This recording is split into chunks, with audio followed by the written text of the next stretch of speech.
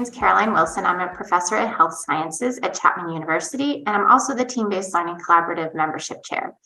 I welcome you to join me at my workshop on Monday, March 13th, 1:15 to 3 p.m., where we're going to discuss the TBLC module resource portal and explore its hidden treasures. In this workshop, we'll review how using backward design principles can help us create valuable real-world learning opportunities for our students or our colleagues. We'll review how TBL utilizes backward design and explore how others have applied these principles by creating published modules which are found in the TBLC online website. The TBLC module resource portal is really a treasure trove waiting to be explored, and that's what we're going to spend a lot of our workshop doing. I hope this deep dive will inspire you to create your own TBL modules, and we're going to spend some time talking about how you can do that.